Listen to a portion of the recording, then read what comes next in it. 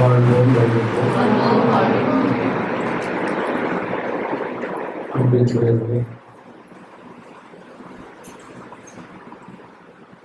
இன்றைய இரவு ஞான சிந்தனையில்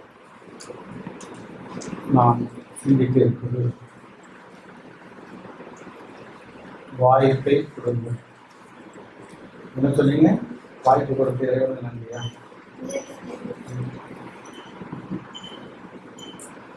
வாய்ப்புகள் குவிந்திருக்கிறது. தலைவர், வாய்ப்புகள் குவிந்திருக்கிறது. எட்டி பறிப்பதும் தட்டி விடுவதும் உண்மை. வாய்ப்புகள் குவிந்திருக்கிறது. எட்டி பறிப்பதும் தட்டி விடுவதும் உண்மை.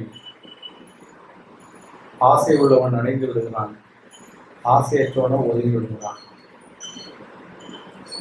ஆசை உள்ளவன் அடைந்து விடுகிறான், ஆசையற்றவன் ஒதுங்கி விடுகிறான். ஆரவாரம் இல்லாமல் அண்ணாந்து பார், ஆகாயம் உன்வசப்படும். ஆரவாரம் இல்லாமல் அண்ணாந்து பார், ஆகாயம் உன்வசப்படும். சொன்னவர் 1000 சொல்லட்டும், உன் சிந்தையை முடுக்கிவிடு, உன்னுள் இருக்கிறது முன்பாள். சொன்னவர் 1000 சொல்லட்டும், உன் சிந்தையை முடுக்கிவிடு, உன்னுள் இருக்கிறது உன் வாழ்க்கை.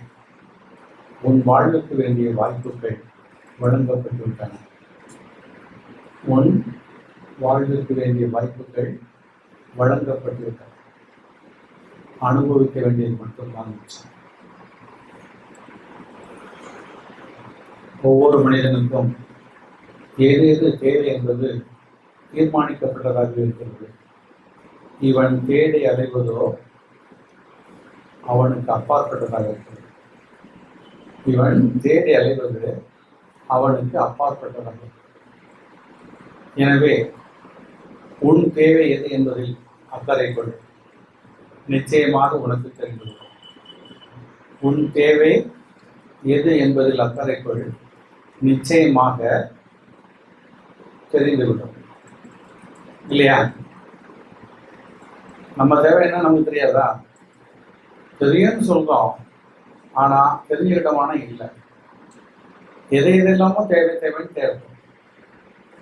எல்லாம் வேண்டியதுதான். இருக்கிறவரை இருக்கட்டுமே, கிடைக்கிறவரை கிடைக்கட்டுமே, தப்பு இல்லை. ஆனா தேவையை போட்டு விட்டுறதுதான் முக்கியம். ஒருவனுக்கு வாழ்வதற்கு பணம் தேவை, நல்ல உடை தேவை, தங்க வீடு தேவை, இல்லையா? இயங்க வாகனம் தேவை, தன்னோடு இருக்க உறவுகள் தேவை, பட்டம் பதவி தேவை, பணி தேவை, எல்லாம் தேவைதான். இதெல்லாம் நம்ம பெற்றுக்கிறது ஒன்றும் தப்பில்லை. ஆனால் உண்மையான தேவை எதுன்னு சொன்னா, இந்த மண்ணில் நீ பெற வேண்டிய மெய்யது. இந்த மண்ணில் நீ பெற வேண்டிய மெய்யது, அதுதான் உன்னுடைய உண்மையான தேவையாக இருக்கிறது. இந்த அறிவு இருந்தால்தான் மேலே பயணிக்க முடியும். இது போன ஜென்ம கர்மா, எங்க அப்பா செய்த கர்மா, நான் அந்த சாமியை கும்பிட்டேன், கந்த சாமியை கும்பிட்டேன், சொந்த சாமியை கும்பிட்டேன் எல்லாம் கதை பேசினா ஒண்ணுக்குமே ஆகாது. ஏனென்றால் பயணத்தில் உங்களுக்கு தேவை அறிவு. அறிவு ஒன்றுதான் உங்களை பயணிக்க வைக்கும். அறிவு இல்லாதவளை இங்கே முடக்கிவிடும். நன்றாக சிந்திக்கணும். மண் வரைக்கும் வழங்கப்பட்டது 6 அறிவு, மண்ணை தாண்டியது 7. இல்லையா? 7, 8, 9, 10 போயிட்டே இருக்குது. ஆனா அதெல்லாம் பர அறிவு. 7ல இருந்து ஆரம்பிச்சுன்னா பர அறிவு. அது பெருகிக் கொண்டே இருக்கும். வானில் இருக்கின்ற கோள்கள் எல்லாம் 7ஐ தொட்டது. வானில் இருக்கும் கோள்கள் எல்லாம் 7ஐ தொட்டது.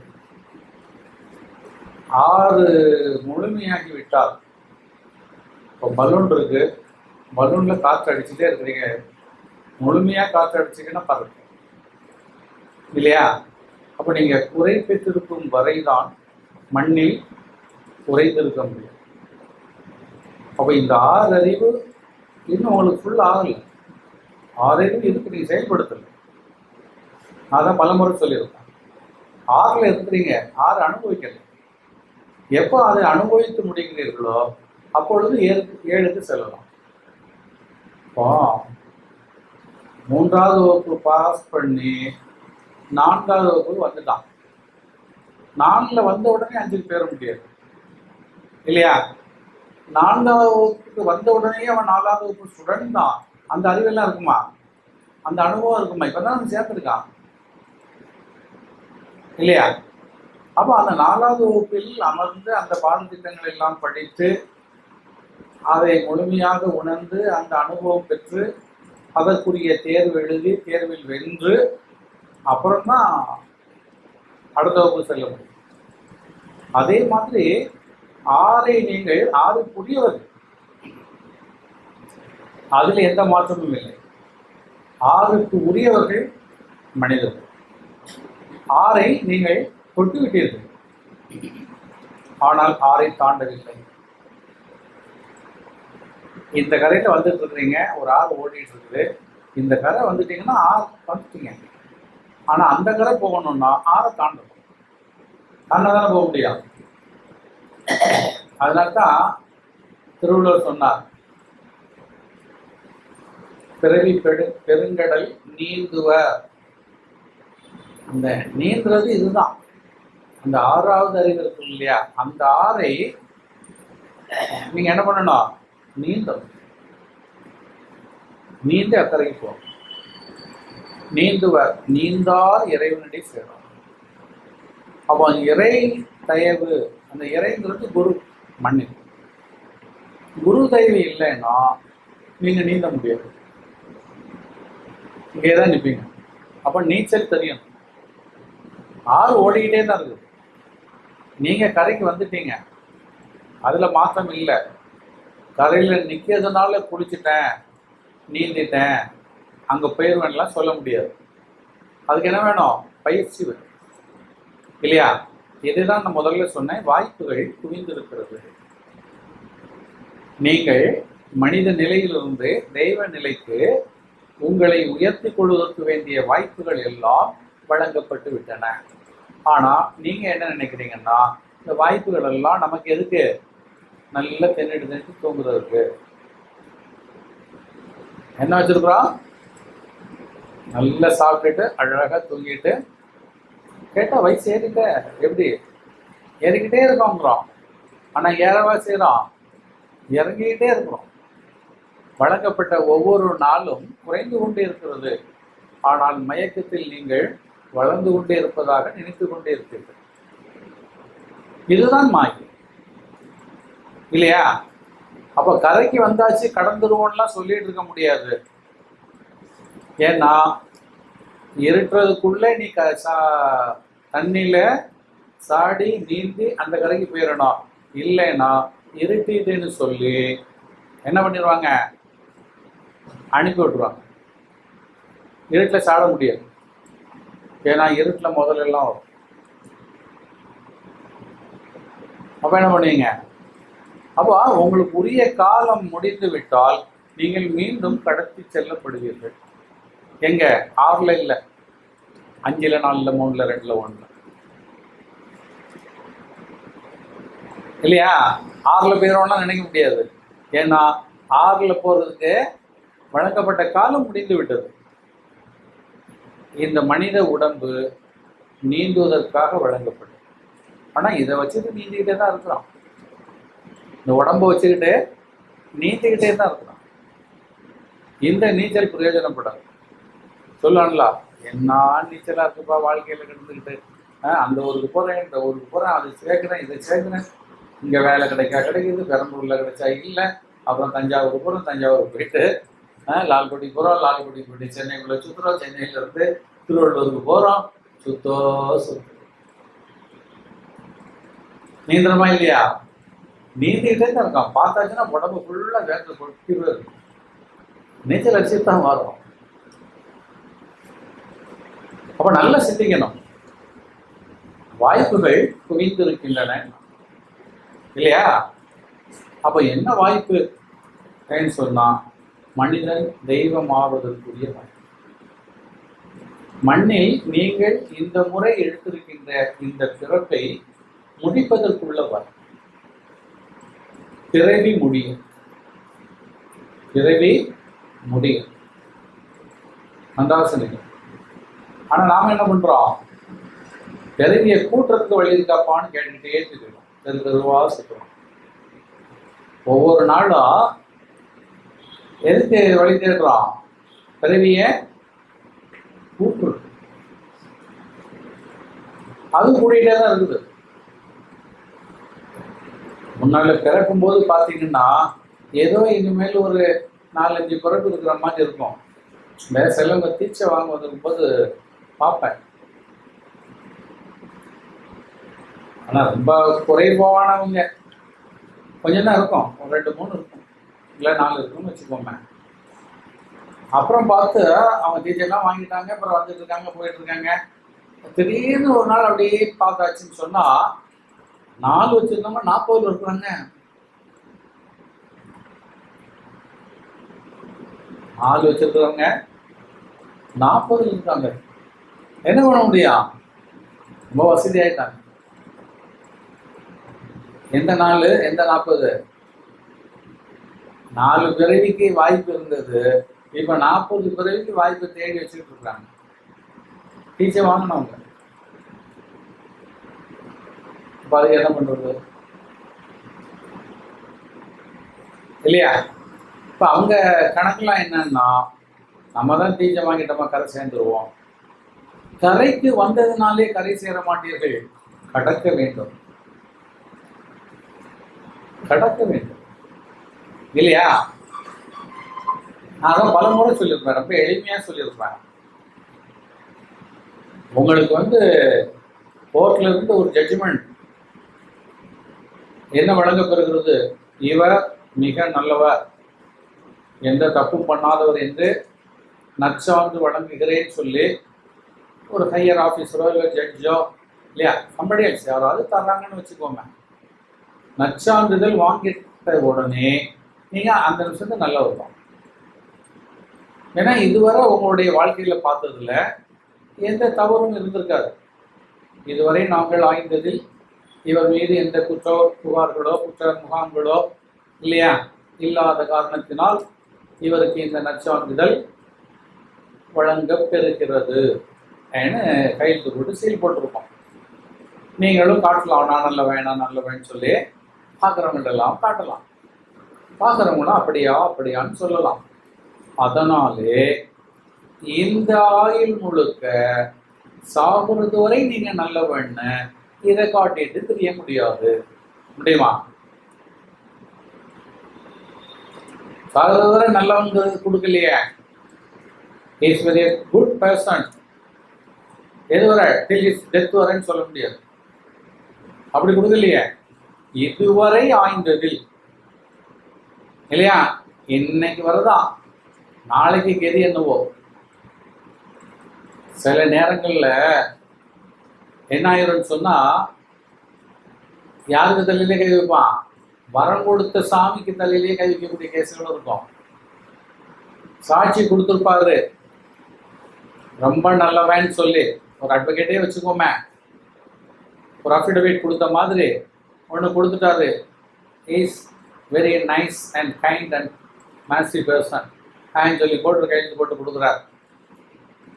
போட்டுட்டு அப்படியே ஒரு பார்த்தார், பத்மா சார் எங்கே போகிற? ஏன் சார் முடிஞ்சல சார்? முடிஞ்சுதுப்பா. ஏன் இது முடியலையா? என்ன முடியணும்? நான் கொடுக்கறத கொடுத்துட்டு போ. அவன் என்ன நினைச்சிட்டான், நமக்கு தான் சர்டிஃபிகேட் கொடுத்தாச்சு, வாழ்க்கை பூரா இதை வச்சு ஓட்டிடலாம் மனுஷன் தந்துட்டான், இனிமேல் இவன் இருந்தா என்ன போனா என்ன பண்ணிட்டான், எனக்கு கொடுக்கறத கொடுன்னொன்ன டக்குன்னு பாக்கெட்டுக்குள்ள போட்டு கையை போட்டான், உள்ள இருந்து எடுத்தான் ஒரு கத்தி, பட்டன் கத்தி, டப்புன்னு எடுத்தான், ஒரு குத்துன குத்து சங்கோட சேர்த்து குத்தி அவரை சங்காரம் பண்ணிட்டான். Advocate no more. என்ன ஆகி போச்சு? Advocate no more. இப்போ இவன் கையில் என்ன இருக்குது? சர்டிஃபிகேட் இருக்குது. இவர் என்ன நினைச்சிட்டு வெளியில போறாரு? நம்ம கையில தான் வக்கீல் சர்டிஃபிகேட் இருக்கு, யார்கள் போலீஸார் வந்தா என்ன சொல்லலாம், அட்வொகேட் தந்திருக்காருயா நான் நல்லவன் சொல்லு. அப்படித்தான் இன்னைக்கு இருக்கிறவங்க நினைச்சிட்டு இருக்கிறாங்க. இது சரியா தப்பா? புத்தி உள்ளவங்க யோசிங்க, புத்தி இல்லாதவங்க விட்டுருங்க. இது சரியா தப்பா இல்லையா? என்னத்தை தான் சர்டிஃபிகேட்டை வாங்கினாலும் கடைசி வரை நீ நல்லவனாக வாழ்ந்து காட்ட வேண்டியது கட்டாயம். அதான் முக்கியம். சொன்னது பெருசு இல்லை, யாரும் சர்டிஃபிகேட்டே தர வேண்டாம். எதுக்கு சர்டிஃபிகேட்டு இல்லையா? நீ வாழ்கிற வாழ்க்கையை ஒழுக்கமாக, நேர்மையாக, அப்பழுக்கு இல்லாமல், குற்றம் குறை இல்லாமல் முடிஞ்சு போச்சு. ஒரு தண்டே சர்டிஃபிகேட் காட்டிட்டு இருக்குமா, கேரக்டர் சர்டிஃபிகேட் வேணுமா? வாட்ஸ்அப் இதே மாதிரி இங்கேயும் டீச்சர் வாங்கிட்டோன்னு உடனே என்ன நினைச்சுக்கிறாங்கன்னா, நம்ம வாழ்க்கையில எல்லாம் முடிஞ்சு போச்சு, மேலே போயிடுவோம்னு சொல்லிட்டு மேலே போவீங்க. ஏன்னா உங்களுக்கு என்ன தெரிஞ்சு போச்சு? தனிமந்திரம் தெரிஞ்சு போச்சு இல்லையா? அதனால் இந்த மண்ணை விட்டு மேலே செல்வதற்கு வாய்ப்பு உண்டு. ஆனா எதுவரை? வெற்று மண்டலம் வரை, அதுக்கு மேல போக முடியும். ஏன்னா அதுக்கு பிறகு என்ன வந்துருக்குது? தவறுகள் வந்து விட்டது. இப்ப இந்த தப்பெல்லாம் கழிக்கணுமே. தப்பி தப்பி தப்பி போனாலும் தப்பி தப்பி தான் போகணும் இல்லையா? எந்த தவறும் இல்லாமல் முடிந்த பிறகுதான் மனமண்டலத்தை தொடர முடியும். ஏனென்றால் மனோமண்டலத்தில் போய் உட்கார்ந்தாச்சுன்னா மனம் கரைந்து விடும். அதுக்கு பிறகு மனமே கிடையாது. மனம் கிடையாதுங்கிற பொழுது அதுக்கு பிறகு உங்களுக்கு உருவங்களே வருவதற்கு வாய்ப்பில்லை, கர்மா ஒட்டுவதற்கும் வாய்ப்பில்லை. அவங்களைத்தான் பரிசுத்தம்னு சொல்லணும். தூய ஆவின்னு சொல்லக்கூடியது யாருன்னு சொன்னா மனோமண்டலத்து ஜீவிகள். மனோமண்டலத்தில் ஜீவித்துக் கொண்டிருப்பவர்கள் தான். அது எப்ப? மனம் கலந்த பிறகு, மனதோடு இருப்பது வரை அல்ல. மனோமண்டலத்திலும் மனதோடு இருப்பீர்கள். எதுவரை? உங்கள் குருவையும் உங்கள் குழுவையும் இல்லையா சந்திக்கின்ற வரை. அப்போ உங்க குழுவும் உங்க குருவும் கிடைச்சிட்டாருன்னு சொன்னா உடனேயே அவரவர்கள் மனம் கரைந்து விடும். அப்போ மனம் கரைகிற இடம், மனம் கரைகிற இடம் எங்க? மனம். இங்கெல்லாம் ஒன்றும் பண்ண முடியாது. நான் மனதுக்கு வீசிடுவேன், மனதை கொண்டுடுவேன், மண்ணை புதைச்சிடுவேன், மனதை அடைக்கிடுவேன். இதெல்லாம் சும்மா வாய் வார்த்தை, வெட்டி வார்த்தை. அப்போ அந்த மனதில் இருக்கிற பதிவுகள் அத்தனையும் ஒளிந்தால், அழிந்தால், மறைந்தால் அப்பந்தான் நமக்கு என்ன கிடைக்கும்? விமோசனம். இப்போ அந்த பதிவுகளை அழிப்பதற்கு தான் ஒரு வாய்ப்பு. வாய்ப்புகள் கொட்டி கிடக்குதுன்னு சொன்னது இது ஒரு வாய்ப்பு. அந்த மனதில் இருக்கக்கூடிய பதிவுகளை அழிப்பதற்குரிய வாய்ப்பு. ஒரு குருவை சந்தித்து, அது உண்மையான குருவை சந்தித்து, அந்த குரு மூலமாக என்ன பண்ணிக்கணும்? உங்களுடைய அதாவது ஆதி வார்த்தை, அந்த தனிமந்திரம் என்பது உங்கள் ஆதி வார்த்தை. 1000 வார்த்தைகள் நீங்கள் பேசியிருக்கலாம் இல்லையா? இப்போ ஒரு சிந்தனை வரும், மொழி கிடைத்த பிறகுதான வார்த்தையே வந்தது. அப்போ முதலாக நாம் வருகின்ற பொழுது அங்கேயும் மொழி இருந்ததா அப்படின்னு சொன்னா, மொழி இயக்கமே மொழி. இயக்கமே மொழி. எங்கே அசைவு இருக்கிறதோ அங்கே மொழி இருக்கிறது. அதில் உள்ள இடத்தில் உதயமாகிக் கொண்டிருக்கிறது இல்லையா? சத்தம் கேட்காமல இருக்கிறது. நீங்கள் அதற்கு இட்டு நிரப்புகிறீர்கள் வார்த்தைகளை, எழுத்துக்கள். வார்த்தைகளும் எழுத்துக்களும் நாம் மொழி என்று கருதி கொண்டிருக்கிறோம். ஆனால் அந்த வார்த்தைகளும் எழுத்துக்களும் பயணிப்பது ஓசையில். ஓசைதான் மொழியின் ஜீவரூபம். ஓசைதான் மொழியின் ஜீவரூபம். ஓசை இல்லாத மொழி முடிந்து போன மொழி.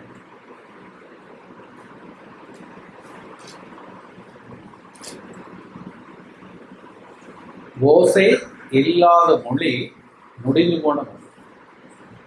அப்ப இந்த ஓசை என்பது அதிர்வில் உண்டாகிறது. மனம் எப்பொழுது உண்டாகிறது? அதிர்வில் இருந்து மனம் உண்டாகிறது. மனமே அந்த ஓசையோடு தான் வருது. மனமே அந்த ஓசையோடு தான் வருது இல்லையா? அப்போ மொழி, உங்க மொழி எங்க வந்துச்சு? நீங்க பிறக்கிறதுக்கு முன்னாடியே வந்துச்சு. நீங்க பின்னாடிதான் பிறந்தீங்க. நல்லா சிந்திக்கணும். அப்போ முதல்ல உதயமாகிறது தான் மொழி. இன்னும் சொல்ல போனால்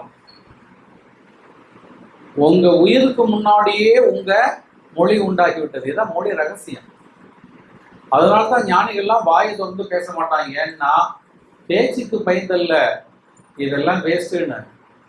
ஏன்னா உயிரே அறியாதது மொழி. உயிரே அறியாதது மொழி. உயிருக்கு தெரியாது. அப்ப அந்த மொழி உண்டாகி மொழி என்ன ஆகிறது? வந்து ஒட்டி கொள்கிறது உயிரோடு. அந்த உயிரில் இருக்கக்கூடிய அந்த அதிர்வுகள் அது எடுக்கிற ஒவ்வொரு உடம்பினுள்ளும் கலந்து கலந்து கலந்து கலந்து அது என்ன ஆகிறது? காவியமாகும். ஒரே உயிர் தமிழ்நாட்டில் பிறக்கின்ற பொழுது தமிழ் மொழியை பேசுகின்றது. அதே உயிர் அடுத்து ஆப்பிரிக்காவில் பிறந்தால் அந்த மொழி இல்லையா? சீனாவில் அந்த உயிர் உடல் எடுத்தால் சீன மொழி. அப்ப 1000 மொழி இல்லையா? இந்த மொழிகள் எல்லாம் நாம எதற்கு நினைச்சிருக்கிறோம்னு சொன்னா உடம்பிற்கு என்று நினைத்துக் கொண்டு இருக்கிறோம். நாம பேசுவதற்கு இல்லையா? புரிந்து கொள்வதற்கு. ஒரு மொழியை பேசுகின்ற பொழுது அதற்கு உரிய எழுத்துக்களை போடுகின்ற பொழுது அந்த எழுத்துக்கள் நம்மளை அடையாளப்படுத்துகிறது. எழுத்து இல்லைனாலும் மொழி நடந்து கொண்டுதான் இருக்கும். இப்ப நான் பேசுறதுல எங்க எழுத்து இருக்குது? ஓசை தானே இருக்குது இல்லையா? இந்த ஓசையை நீங்கள் உணர்வதற்காகவும் அடையாளப்படுத்துவதற்காகவும் எழுத்தை வைத்துக் கொண்டீர்கள். இப்ப நாம் பேசுற பேச்சுல ஒரு டியூன் போடுறோம்னு வைங்களேன் இல்லையா? ஒரு டியூன் கொடுக்குறான். தமிழ்நாட்டுக்காரன் அந்த லலாவை கேட்டான்னா இவன் ஒரு தமிழ் மொழியை போட்டு தமிழ் பாடல் ஆக்கலாம். இதை சீனாக்காரன் கேட்டா அவன் சீன மொழியை போட்டு அது சீன பாடலாக மாற்றலாம். ஆங்கிலம் கேட்டால் ஆங்கில மொழியை போட்டு. அப்போ அவரவர்கள் அதை அடையாளப்படுத்திக் கொள்கிறார்கள் இல்லையா? மொழி என்பது யாருக்கும் சொந்தம் அல்ல. நன்றாக சிந்திக்கணும். மொழி என்பது யாருக்கும் சொந்தம் அல்ல. ஓசையை யார் கை கொள்ள முடியும்? நீங்கள் உணர்ந்த விதத்தை காட்டலாம், நீங்கள் அறிந்த விதத்தை காட்டலாம். ஆனால் ஓசையை அடக்கவோ எனக்கு என்ற அதிகாரப்படுத்தவோ உரிமை கொண்டாடவோ முடியாது. நன்றாக சிந்தித்துக் கொள்ளுங்கள். எனவே இதற்காகவெல்லாம் சண்டை போடுவதா என்று வாயை பொத்திக் கொள்வார்கள். என்ன பேசினாலும் பிரயோஜனம் இல்லை. ஏன்னா மொழி என்பது எங்க இருக்கிறது? இந்த உயிரெல்லாம் தாண்டியது என்று அடங்கி விடுவார். இதெல்லாம் மிகப்பெரிய வித்தை. இதுதான் நமது சொத்து. ஞானத்தின் வித்து இதுதான். நன்றாக சிந்திக்கணும். அப்போ ஆரம்பத்தில் வந்த அந்த அதிர்வு உங்க உயிரை வந்து ஒட்டுகிற பொழுது அதுதான் உங்களுடைய தனி மந்திரமாகிறது. நன்றாக சிந்திக்கணும். இந்த தனி மந்திரம் எதுவரை சொன்னா இந்த அதிர்வு மனதோடு உண்டானது. மனம் இருக்கும் வரை. மனம் முடிந்து விட்டால் இது முடிந்துவிட்டது இல்லையா? இந்த அதிர்வில் தான் மனம் உண்டாகிறது. அந்த அதிர்வைத்தான் உங்களுக்கு தனிமந்திரமாக உணர்த்தப்படுது. அப்போ உங்க மனதை அறிவதற்கு உங்கள் மனதில் இப்போ ஒரு பிளாஸ்டிக் பை நிறைய திங்ஸ் இருக்குது. அந்த பிளாஸ்டிக் பையில் உள்ளதெல்லாம் வெளியில எடுக்கணும். இருக்க திங்ஸ் எல்லாம்னா நிறைய வழி இருக்கு. ஒரு வழி என்ன பண்ணுவாங்க, ஒன்னொன்னா கையை போட்டு போட்டு எடுத்துட்டு இருக்கலாம் இல்லையா? அவசரம் அத்தனையும் மொத்தமா நமக்கு வேண்டாம் தூர கொட்டிடணும்னு சொன்னா நேரம் என்ன பண்ணா கீழ் பக்கத்துல அடி அப்படி பிடிச்சி அப்படி தூக்கி கவுத்திட்டீங்கன்னா அவ்வளவுமே தானா கொட்டி போயிடும். அதுக்கு கால அவகாசம் வேண்டாம் இல்லையா? கையை போட்டு ஒண்ணு ஒன்னா எடுத்தாதான் லேட் ஆகும். நல்லா சிந்தித்து பாருங்க இல்ல? ஒண்ணு கையை போட்டு எடுத்தீங்கன்னா டேக் டைம். அப்போ அதுக்கு என்ன பண்ணணும், சிலர் பண்ணுவாங்க அப்படியே அந்த பையனுடைய 2 விளிம்பையும் பிடிச்சிட்டு அப்படியே கழுத்து ஒரு உதறன்னு எல்லாம் விழுந்துரும். அந்த வேலை தான் தனி மந்திரம் பண்ணுது. தனி மந்திரம் எங்க இருக்கிறது என்றால் உங்கள் மனதினுடைய அடியில் இருக்கிறது. அப்போ உங்களுடைய ஆதியை, உங்கள் பூர்வத்தை, உங்கள் அத்தனை ஜென்மாவையும் உணர்ந்த குருவால் மட்டும்தான் தனி மந்திரம் வழங்கப்படும். அப்போ உங்க பிறப்பை உணர்ந்தது, ஆதியை உணர்ந்தவர் இறை மட்டும்தான். நன்றாக சிந்திக்கும் இல்லையா? தாய்க்குத்தானே தெரியும் சூழலை பத்தி, வேற யாருக்கும் தெரியாது இல்ல? அதே மாதிரி நீங்கள் உண்டாகின்ற பொழுது உங்களோடு ஒட்டி வந்த அந்த சத்தம், அந்த ஓசை, அந்த அதிர்வு, அதற்குத்தான் அடையாளம் கொடுத்து உங்களுக்கு வழங்கப்படுது. அது எந்த மொழியிலையும் கொடுக்கலாம், மொழி இல்லாமலும் கொடுக்கலாம். ஆனால் நீங்கள் ஞாபகத்தில் வைத்துக் கொள்வதற்கு எளிமையாக நீங்கள் அறிந்த மொழியிலேயே அது சொல்லிக் கொடுக்கப்படும். சைனீஸ்லையும் சொல்லலாம். அப்போ நான் சைனீஸ் பேசணும் கேட்டா நீங்க அறிவியற்றவர்கள். நல்ல சிந்திக்கணும். இதெல்லாம் உபதேசம் கேட்டு கேட்டு அதான் சொல்றேன், கடைசி வரை குருவோடு இருந்து நீங்கள் இந்த மண்ணை விட்டு கிளம்ப வேண்டும். பாதியில கிளம்புனா பாதி ஆயிரும். வாங்கினது போதும்னா அறகுறை. ஏனென்றால் வழங்க பெறுவது உங்களுடைய அந்திம காலம் வரை இருக்கும். ஏன்னா கடைசி நிமிடத்தில் சாகர நேரத்தில் கூட கர்மா ஒட்டி கொள்வதற்கு வாய்ப்பு உண்டு. உடம்பை போடுகிற நேரம் இல்லையா? அந்த உயிர் உடம்பை விட்டு அப்படி அந்த கட்டாகிற நேரத்துல மனதுல போய் அப்படி பதிஞ்சுன்னு வச்சுங்க, அடுத்த ஜென்மாவில் நினைச்சுட்டா அடுத்த ஜென்மா உண்டு. அதுக்குத்தான் எதுவுமே நினைக்க கூடாதுப்பா. மனசு என்ன பண்ணும், ஊக்கி வச்சுக்கணும், வாயை திறக்க கூடாது. பயிற்சி அதுக்கு தான். ஏன் வாய் பொத்திட்டு இருக்கான்? மறந்து கூட வார்த்தை ஏதாவது உழுந்துடக்கூடாதுன்னு ஒண்ணு. ஏன் நீ வாய் விட்டு சொன்னா தானா? சொல்லாம உள்ளு நினைச்சாலும் வருமே. ஏன்னா மனசுக்கு எல்லா அதிலும் கிடைக்குமே. அதனாலதான் மனதை சுத்தப்படுத்தணும்னு சொல்றது மகான்கள். மனதை சுத்தப்படுத்துவதன் நோக்கமே இதுதான். ஏன்னா மனம் தேவையில்லாமல் சலனப்பட்டு தேவையில்லாத விஷயங்கள் எல்லாம் அது பதிவு பண்ணி விடும்.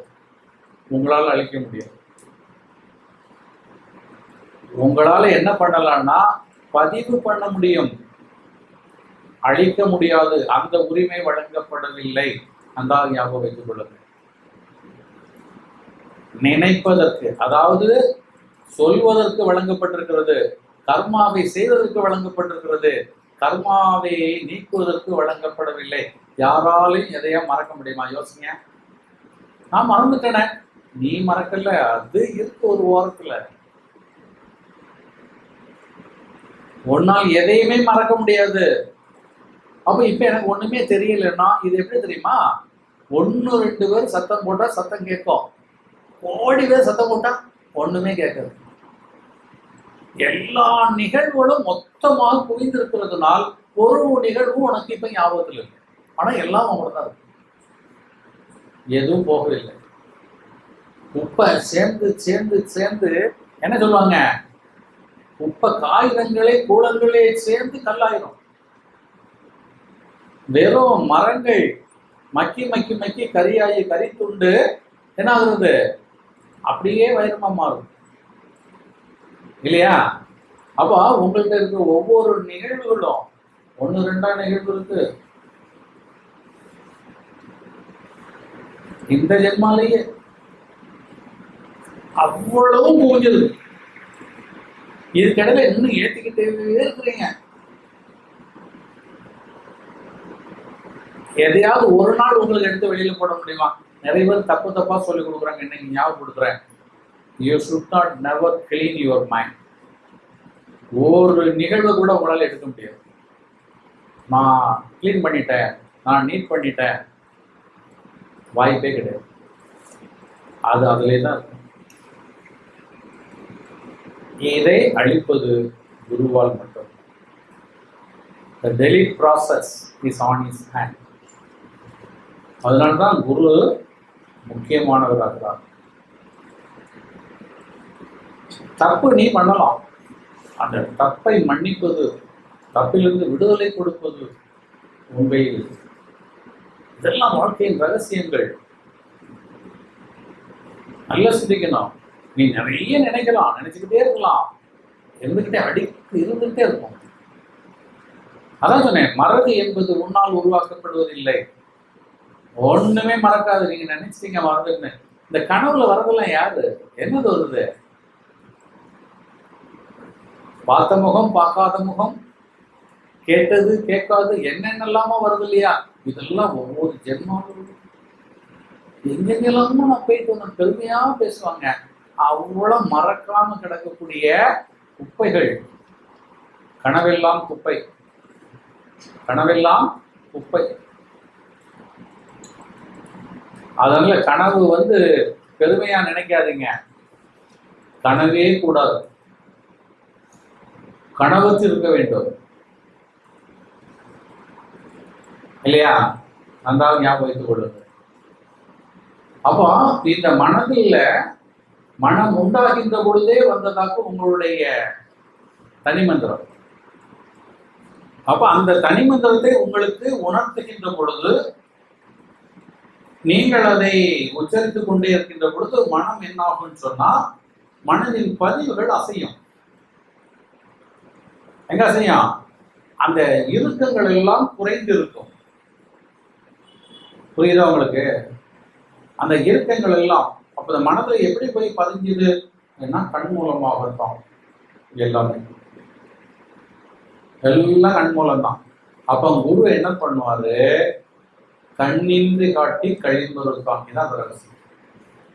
அவன் சீடனை கண்களை பார்த்து அந்த கண்கள் மூலமாக என்ன பண்ணான்?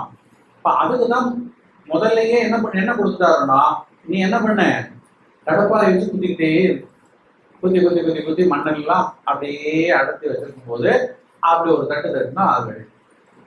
அப்ப நீங்க தனிமந்திரம் சொல்லி சொல்லி சொல்லி என்ன ஆயிரும்? மனதை அந்த இறுக்கத்தை எல்லாம் தளர்த்தி விடுவீர்கள். இதெல்லாம் உடற்பயிற்சிக்கு சொல்ல வேண்டிய விஷயங்கள்.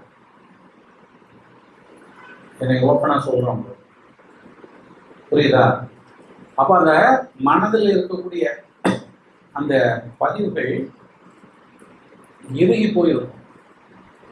அதை நீங்க தனிமந்திரம் சொல்லி சொல்லி சொல்லி சொல்லி சொல்லி எவ்வளவு உண்மையாக உணர்ந்து, அதான் உன்னின்று உழப்பி ஒரு ஒப்பில்லா ஆனந்தம். அந்த தனிமந்திரம் சொல்லும் என்னென்னலாமோ நினைக்கிறதுக்கு ஆனந்தம் வருது, தனிமந்திரத்துக்கு வரலையே.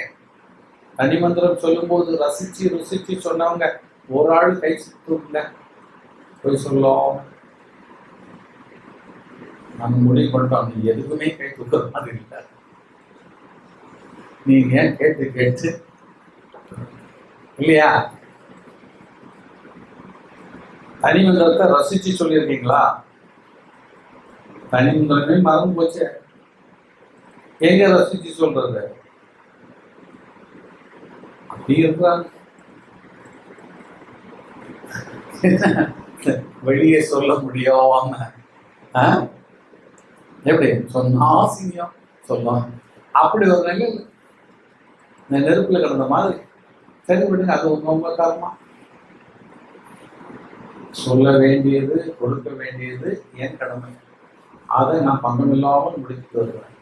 அதான் சொன்னேன், வாய்ப்புகள் கொட்டி இருக்கிறது, அனுபவிக்கக்கூடியது உங்கள் பொறுப்பில் இருக்கிறது இல்லையா? பறிச்சு கீழே போட்டாலும் சரி, பறிச்சு அடுத்தவங்க வீசினாலும் சரி, பாதி கடிச்சிட்டு போட்டாலும் சரி, இதெல்லாம் உங்களை சாரும். ஆனா மரம் என்ன பண்ணிருக்கிறது? காய்களாக கொத்தும் குலையுமாக தொங்கிக் கொண்டு. சரியா?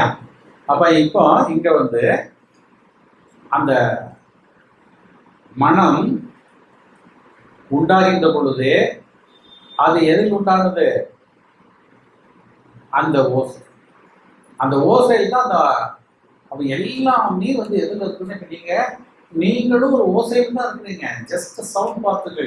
ஆனா பார்க்க 40 இருக்கிறேன், 100 கிலோ இருக்கிறேன், 110 கிலோ இருக்கிறேன், 80 கிலோ இருக்கிறேன். இதெல்லாம் நார சதை. இது நீங்க இல்லை.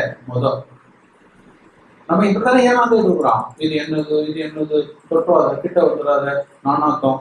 எதுக்கு? அறியாமை. நீங்கள் இது அல்ல. அதனால ஞானம் பாடம் பப்ளிக்கு வரதில்லை. பப்ளிக்ல சொல்லி பிரயோஜனம் இல்லை. ஏன்னா பப்ளிக் உங்களை எங்கேயோ கொண்டு விட்டாச்சு. எதுக்கெல்லாம் சண்டை போடணும், எதெல்லாம் பெருசா பேசணுங்கிறது எல்லாமே உங்களை என்ன ஆக்கியாச்சு? மனதை முழுக்க குழப்பியாச்சு. பரிசுத்தம் என்பதனால தான் நம்ம சொல்ல வந்தோம். அந்த தூய்மை, தூயாகி பரிசுத்தம் என்பது எங்கே என்றால் மனோமண்டலத்தில். மனம் அற்றது. மனம் இருக்கும் வரை கிடையாது என்பதை தான் நாம் ஞாபகப்படுத்தணும் இல்லையா? அப்ப அந்த மனம் ஏன்னா அது தனிமந்திரத்தின் மூலமாகத்தான் அந்த மனம். அதுக்கு பிறகுதான் அந்த உடம்புலாம் வருது. எத்தனை உடம்பு வருது? 1 2 எத்தனை? அதைதான் நம்ம ஆரம்பத்துல சொன்னேன். தீட்சை வாங்குகிற பொழுது அவங்களுக்கு இருந்த வாய்ப்பு ஒரு 4 உடம்பு எடுக்கிறதுக்கு இருந்தது. ஆனா அதுக்கப்புறம் நான் அவங்கள 1.5 வருஷம் கழிச்சு மீண்டும் சந்திக்கின்ற பொழுது, பார்க்கின்ற பொழுது 40ல ஏறிடுச்சு. அப்ப அவங்க என்ன நினைச்சிட்டு இருக்காங்க? நம்ம தீட்சை வாங்கியாச்சு, இனிமேல் நமக்கு பிறப்பே கிடையாது, நம்ம மேல என்ன பெறலாம் இல்லையா? சரி, அது அவரவருடைய கனவுகள். ஆனால் நிஜம் நிஜம்தான். உண்மை ஒன்றுதான். உண்மை மாறாதது. உணர்ந்தவர்களுக்கு உயர்வு, உணராதவர்களுக்கு பிறப்பு. நன்றாக ஞாபகம். எனவே நீங்கள் நல்லவன் என்று சர்டிபிகேட் வாங்கி வைக்கிறதுனால் நல்லவன் அல்ல. நல்லவனாக கடைசி மூச்சு இருக்கிறது வரை நிரூபித்தாக வேண்டிய கட்டாயம் இல்லையா? அப்படி நிரூபிப்பதற்கு, நீங்கள் நல்லவனாக வாழ்வதற்கு உங்களுக்கு தேவைப்படுவது அறிவு. அதை தான் சொன்னேன். நீங்க வாழ்வதற்கு தேவைன்னு காசு, பணம் அதெல்லாம் அந்த உடம்புக்கு தான். உயிருக்கு இல்லை. உயிருக்கு இதெல்லாம் தேவையே படாது. 1 கோடி ரூபாய் சூட்கேஸ வச்சிருந்தாலும் உயிர் ஒன்றும் சிரிக்காது. 4 பங்களா இருக்குன்னு சொன்னாலும் உயிர் ஒன்றும் கண்டுக்காது. நீங்க என்னத்தை தான் பொருளை காட்டினாலும். அதான் சொன்னா, எதுவுமே வராது போட்டுட்டு போகும்போது உயிர் தானே சொல்லும். எல்லாத்தையும் இங்க போட்டுரும். உடம்பையும் போட்டுரும், உடம்பு சார்ந்ததையும் போட்டுரும் இல்லையா? அப்ப மிஞ்சி இருப்பது அந்த உயிரோடு வருவது, இங்கிருந்து வரக்கூடியது அறிவு. அதுவும் மெய்யறிவு. அறிவுனா பொய்யறிவு அல்ல. புரியுதா? மெய்யறிவு தான் உங்களை மேல வழிகாட்டும். பொய்யறிவு மீண்டும் பிறப்பிற்கு உங்களை தரும். அப்போ வெற்று மண்டலத்தை விட்டு நீங்க மேலே தாண்டுவதற்கு உங்களுக்கு தேவை மெய்யறிவு. வெற்று மண்டலம் வரையும், வெற்று மண்டலத்துக்கு கீழே வரையும் உங்களுக்கு பொய்யறிவு ஆட்சி செய்யும். அப்போ அந்த வெற்று மண்டலம் தான் பார்டர், கார்கில் பார்டர் மாதிரி. பொய்யறிவு அது வரை எட்டும். இருந்ததுன்னா கீழே தள்ளும். மெய்யறிவு இருந்தால் அது மேலே எடுத்துட்டு போகும். அதனால்தான் ஞானிகள் மெய்யை பேசு, மெய்யாய் நட, மெஞ்ஞானம் வேண்டும் இல்லையா? ஏன்னா அந்த மேலே போறதுக்காக, மேலே போறது தான் மெய். ஆகவே மீண்டும் நான் உங்களுக்கு ஞாபகப்படுத்துகிறேன், வாய்ப்புகள் கொட்டி கிடக்கின்றன, குவிந்து கிடக்கின்றன, எட்டி எடுப்பது உங்கள் கையில் சொன்னது. என்னது, எதெல்லாம் வாய்ப்பு? நீங்க நினைக்கிற மாதிரி காசு, பணம், சொத்து, வேலை, அந்த ஊருக்கு போனா ஏகப்பட்ட வேலை, வாங்கினா சம்பளம், இதெல்லாம் என்ன பண்ண முடியும்? ஒரு நோய்க்கு பதில் சொல்ல முடியுமா? ஒரு நோய்க்கு பதில் சொல்ல முடியுமா? எல்லாம் வச்சிருந்தான் விழுந்து விழுந்து மாக்கணும் வேலை பார்த்தாலும் உடம்பு சீரில்லைன்னு சொன்னா அவ்வளவுதான் இல்லையா? அப்போ முதல்ல நம்ம எதை சீர் செய்ய ஆரம்பிக்கணும்னா உடம்பை சீர் செய்யறதுல தான் கவனம் போகணும். உடம்பை நீங்க சீர் செய்ய முடியுமான்னா அதுக்கு என்ன பண்ணணும்? அங்க நேரம் மனசுக்கு போகணும். மனசை சீர் செய்யணும்னா அறிவை பிடிக்கணும். அறிவை உங்க கைக்கெல்லாம் மாட்டாது. அப்போ அறிவு பண்றதுக்கு தான் நமக்கு ஒரு சப்போர்ட்டர்ஸ் வேணும். மனசுக்கு சப்போர்ட்டர் வேண்டாம். ஏன்னா மனசை நீங்க ஒன்றும் பண்ண முடியாது. அது என்ன பண்ணாலும் அதை பதிவு வச்சுக்கிட்டே தான் இருக்கும். புது பதிவை தான் அது ஏற்றிக்கிட்டு இருக்குமே தவிர பழைய பதிவை தொட விடாது. ஷாக். உடம்பையும் நீங்க ஒன்றும் பண்ண முடியாது. நல்லா சாப்பிட்றான், கொஞ்சமா இருக்கிறான், சாப்பிடாதெல்லாம் நீங்கிட்டு போறான், கவனமாக தான் இருக்கிறான், ஹார்ட் அட்டாக் வந்துடுது, நோய் வந்துடுது. எனக்கு தான் பாடியை நீங்க பராமரிச்சாலும் அது கர்மாப்படி நடக்கிறத வந்துகிட்டே இருக்கும். எந்த நேரத்துல என்ன நோய் வரணும், எப்படி எப்படி அனுபவிக்கணுங்கிறத அது உங்க லிமிட்ல இல்லை. அந்த லிமிட் எங்க?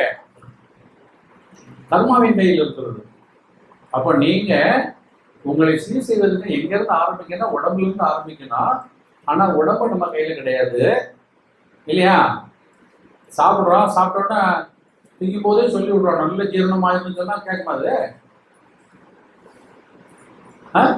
அன்னைக்குதான் அது வாமிட் பண்ணிட்டு இருக்கும் இல்லையா? அதெல்லாம் உங்களை தாண்டுது. அது ஜீரணமாகுது, ஆஜீரணமாகுறது எல்லாம் அது என்ன நினைக்குதோ என்ன நடக்குதோ அதுதான். இன்னைக்கு நல்லா இருக்குன்னா நல்லா இருக்கும், இன்னைக்கு இல்லைன்னா இல்லைன்னா. அவன் நம்ம அங்க கை வைக்கவே முடியாது. அது நம்மளை தாண்டுது. அப்ப எங்க கை வைக்கிறோம்? இந்த உடம்பை சரி பண்றதுக்கு சொன்னா நேரம் மனசுக்கு போகணும். மனசுக்கு போகும்போது மனசு என்ன பண்ணா அறிவிப்பாரு. அறிவு சொன்னா நான் கேட்பேன். அறிவிட்ட போனோம். அறிவு என்ன பண்ணா நீ யாரும் என்ன டச் பண்ணு. அப்போ அது அதுக்கு மாஸ்டர் தேடும் இல்லையா? அறிவு யாரை தேடும்? குருவை தேடும். அப்ப குருவிட்ட போகிற பொழுது குரு என்ன பண்ணுவாருன்னு சொன்னா, நீங்கள் உண்மையாக உங்களை மாற்றுவதற்கு விரும்புகிறீர்களா? உண்மையாகவே நீங்கள் பிறப்பதற்கு விரும்புகிறீர்களா? சும்மா ஆசைக்கு பேச்சுக்கு அதெல்லாம் பார்ப்பார். அப்போ நீங்க எப்படி இருக்கணும்? 100%, 100%. இல்லைன்னா அவருக்கு ஒன்றும் நஷ்டம் கிடையாது. ஏமாத்துறதும் ஏமாறுவதும் நீங்களா தான் இருப்பீங்க இல்லையா? குரு அவர் பாட்டு போயிட்டே இருப்பார். வாய்ப்பை இழப்பது நீங்கள். அப்ப அந்த குருட்ட போகிற பொழுதுதான் குரு தான் என்ன பண்ணுவாருன்னு சொன்னா அந்த அறிவை அவரு தான் சொல்றபடி கேட்கறதுக்குள்ள வழிமுறை அதான் சொல்லுவார். அறிவை நீங்க எப்படி சீர்படுத்தணும் சொல்லி உங்களுக்கு அதை கற்றுக் கொடுத்து கொண்டு அது ஒரு தான் கற்றுக் கொடுப்பாரு. அது ஏன் கற்றுக் கொடுக்குறாருன்னா புது கர்மா வராம இருக்கிறதுக்கு தான். கண்டதெல்லாம் பேசாத, கண்டதெல்லாம் ஆசைப்படாத, தேவையில்லாதெல்லாம் செய்யாதன்னு சொல்லி அந்த அறிவு மனசுக்கு சொல்றதுக்கு தான். ஆனா ஏற்கனவே இருக்கிறத அந்த அறிவால ஒன்றும் பண்ண முடியாது. இந்த மனசும் இதாக. அப்ப இதை என்ன பண்ணணும்? குருவால் மட்டும்தான் நீக்க முடியும். இதுதான் உண்மை. எந்த டாக்டர் ஆனாலும் சரி, யார் வந்தாலும் முடியும். ஏன்னா இந்த படைப்பினுடைய சித்தாந்தமே இதுதான். அதனுடைய காரணங்கள்லாம் வேற இருக்கு. அது இப்ப அவங்க சொல்றது இல்லை. அதனால குரு அப்ப உங்க மனதில் இருக்கக்கூடிய பதிவுகளை எப்படி எடுப்பாரு? உபதேசங்கள் சொல்லி இல்லையா? காது மூலமாக அறிவுக்கு சொல்லி இல்ல? அதான் தெளிவு குரு, குரு காண்டல், தெளிவு குரு என்ன சொல்லலாம்? நாமம் செப்பல், தெளிவு குரு உபதேசம், திருவார்த்தை கேட்டல், தெளிவு குரு சிந்தித்தல் தானே இல்லையா? அப்போ அந்த குரு என்ன ஆகுன்னு சொன்னா உபதேசம் மூலமாக உங்க அறிவை தொடுவதற்கு அது எதுக்குன்னு சொன்னா அந்த உபதேசங்கள் எல்லாம் எதுக்கு போகுதுன்னு சொன்னா எதுக்கு போகுது? நீங்கள் புது கர்மா பண்ணாமல் இருப்பதற்கு உங்க அறிவை தீவனம் பண்றது. ஒழுக்கமா இருக்கணும், தப்பு பண்ணக்கூடாது, நியாயமா இருக்கணும், அடுத்தவங்க பொருள் ஆசை வைக்கக்கூடாது, எங்களுடைய அறிவு அதெல்லாம் சொல்லி இந்த மனதுல அந்த மாதிரி குப்பைகள் வந்து பதியாம ஒரு ஃபில்டர் போட்டுக்கிட்டே இருக்கும். அப்போ புது பதிவுகள் வரவாம இருக்கும். இதுவரை தான் அங்கே. அடுத்தால இந்த குரு என்ன பண்ணுவாருன்னா, குரு உரு சிந்தித்தல் தானே. குரு உருவத்தை நீங்கள் எப்பொழுதுமே சிந்தித்துக் கொண்டிருக்கின்ற பொழுது குரு தன் பார்வை மூலமாக எங்க எங்க வருவாரு? உங்கள் மனதுக்குள் வருவார். நான் இந்த சொல்வதெல்லாம் இது என்னுடைய சீடர்களுக்காக, உண்மையாக ஃபாலோ பண்றவர்களுக்கு தான் இது பயன்படும், மற்றவர்களுக்காக. ஏன்னா இந்த வழிமுறைகளை நீங்கள் யார் கையெழுக்கிறீர்களோ எல்லாருக்கும், எல்லா உயிருக்கும், எல்லா மனிதர்களுக்கும் இதுதான் ஃபார்மேட்டு. ஆனா அந்த மனதை அறிஞ்சு மனதில் உள்ள பதிவை அளிக்கிற ஆற்றல் உள்ளவராக இருக்க வேண்டும் குரு நான் சொல்லியிருக்கேன் இல்லையா? உங்களை பார்க்கின்ற பொழுது இந்த பிறப்பல்ல, ஆதி முதல் அது தெரிந்தவர் யாரோ அவரை இதை நீக்க முடியும், அப்படி வச்சுருவோம் இல்லையா? அதனால் மனதில் இருக்கக்கூடிய பதிவுகளை குரு தன் பார்வையால், குரு உருவத்தை நீங்கள் உங்களுள் பதிப்பதால், அதனால்தான் தெளிவு குரு குரு சிந்தித்தல் தானேன்னார். சிந்திக்கிறதுனா அவரை நினைச்சிட்டு இருக்கிறது, அவரை பார்த்துட்டு இருக்கிறது, அவரை பதித்து வைத்திருப்பது, அந்த உருவம் முழுக்க அங்கே வரும். அப்போ என்ன இருக்குதுன்னா, உருவம் வந்து மனதை உங்களை சீர்படுத்தும், அவருடைய நாதம் ஓசை என்பது உங்கள் அறிவை வளப்படுத்தும். இந்த வாய்ப்பு இந்த மண்ணில் உங்களுக்கு இந்த மனிதனாக இருக்கும் போது மட்டும்தான். அதான் வாய்ப்பை விட்டு விடாதீர்கள். மனிதனாக இருக்கும் போது மட்டும்தான் சிந்திக்க முடியும். மனிதனாக இருக்கும் பொழுதுதான் ஒரு குருவை தேட முடியும். மனிதனாக இருக்கும் பொழுதுதான் தன் மனதை பற்றிய ரகசியங்களை நாம் ஆராய முடியும். மற்றதெல்லாம் அப்படி இல்லை. அது திங்கிறதுக்கும் ஓடுறதுன்னு அங்கே இருக்கும். ஆனால் மனுஷன் அதை தாண்டி இருக்கிறதுக்கு வாய்ப்பு உண்டு. ஏன்னா ஆறை தொட்டு இருக்கிறான். இப்போ இதை தான் நம்ம என்ன திருவள்ளுவர் சொன்ன மாதிரி பிறவி பெருங்கடல் இந்த அந்த கடல் சொன்னார். எதை? ஆறு. பெரிய இல்லையா? அப்போ அந்த குரு மூலமாக இந்த ஆற்றை இங்கிருந்து அந்த கரைக்கு நீங்கள் கடந்து விட்டால் நீங்கள் ஏழை எட்டி விடுவீர்கள். இல்லை என்றால் இயலாதவர்கள் ஆகிவிடுவீர்கள். இயலாதவர்களாக ஆறிலே ஆறுக்கு கீழே. எனவே வாய்ப்பு நிறைந்திருக்கிறது. மீண்டும் ஞாபகப்படுத்த, வாய்ப்பை அடைவது உங்கள் கையில் இருக்கிறது. வாய்ப்பை அடைவது உங்கள் கையில் இருக்கிறது. எந்த அளவுக்கு நீங்க உண்மையாக இந்த பயிற்சி முறைகளை கையாண்டு வந்தீர்கள் என்றால் நிச்சயமாக 6 விட்டு 7க்கு தாய் விடலாம். அப்ப நன்றாக ஞாபகம் வைத்துக் கொள்ளுங்கள். நான் ஆரம்பத்தில் சொன்னது மாதிரி நான் நல்லவன்னு சொல்லிட்டு இருக்கிறது பெருசு இல்லை, தீட்சை கிடைச்சிட்டுன்னு நினைச்சிட்டு இருக்கிறது பெருசு இல்லை. ஏன்னா அதுக்கு பிறகும் உங்களுக்கு என்ன ஆகலாம்? கர்மா வருவதற்கும் கூடுவதற்கும் வாய்ப்பு உண்டு. அப்போ உபதேசம் கேட்க கேட்க கேட்க கேட்கத்தான். ஏன்னா புது புது விஷயங்களை நீங்க பார்த்துட்டு வரீங்க, புது புது நபர்களோட பழகுறீங்க, புது புது சிக்கல்களுக்குள்ள மாற்றுறீங்க இல்லையா? அப்போ நேற்று கேட்ட உபதேசம் இன்னைக்கு ஆகாது, இன்னைக்கு எப்படி வேணும், இதுல மாட்டிக்கிட்டன. அப்ப அதுக்கு என்ன வழி? அப்போ ஒவ்வொரு நிமிடமும் உங்களுடைய கடைசி நிமிடம் வரை உபதேசம் தேவைப்படுகிறது. கடைசி நிமிடம் வரை நீங்கள் அதனால்தான் உங்கள் மத்தியில் வாசம் செய்யணும்னு சொன்னேன். ஏன்னா குருவை எப்பொழுதும் தன்னோடே அணைத்து வைத்துக் கொள்ள வேண்டும். அவன் தான் உண்மையான செயல். குருவை தனித்து விடக்கூடாது. நீங்க வேற குரு வேறன்னு வெட்டிட்டீங்கன்னு சொன்னா நீங்க கெட்டிட்டீங்கன்னு அர்த்தம். நல்லா புரிஞ்சுக்கணும். நீங்க வேற குரு வேறன்னு விட்டுட்டா நீங்க கெட்டிட்டீங்க. அப்ப குரு என்ன புரிஞ்சுக்கணும்? அதுதான் சொன்னாரு, சிக்கேன பிடித்தேன் இனி என் பெடும் எங்கே போக முடியாது. என்னோட அவரவர்கள் குருவை கட்டி பிடித்துக் கொள்ளலாம், உங்களுக்குள் அணைத்து வைத்துக் கொள்ளலாம். உங்களோடு இணைத்து வைத்துக்கிறார். அதான் சொன்னேன், 4 வாசலுக்கு மத்தியில் ஆராதனை. இதெல்லாம் சொல்லப்பட்டது. நீங்க புரிஞ்சீங்களோ புரியலைங்கிறதுதான் இந்த விளக்கம் இல்லையா? எனவே வாய்ப்புகள் என்பது ஞானத்தை நோக்கியது. வாய்ப்புகளை நீங்கள் பெற வேண்டியது பிறப்பை அறுப்பதற்காக இல்லையா? வாய்ப்புகள் உண்மையை நோக்கி செல்கின்ற பொழுது மட்டும்தான் உங்களுடையதாக இருக்கும். இல்லை என்றால் கர்மாவினுடையதாக மாறும். எனவே இந்த நிமிடத்தில் இருந்து தேவை எது என்பதை தெரிந்து கொண்டு அந்த தேவைக்கு மட்டும் முக்கியத்துவம் கொடுத்து நீங்கள் உங்களை 6லிருந்து 7க்கு மாற்றுங்கள். அதன் பிறகு அந்த வாழ்க்கை தானாக தொடர ஆரம்பிக்கிறது. இந்த காலகட்டம் தான் சிக்கலான காலம். 6ல் சிக்கி இருப்பதுதான் ஆயுசுக்கும் கஷ்டம். 5, 4, 3 சிக்கல் கிடையாது. 7, 8, 9 பத்தி சிக்கல் கிடையாது. 6 தான் சிக்கல். 6 அடிச்சுட்டு போனாலும் புதைச்சிட்டு போனாலும் இல்லையா?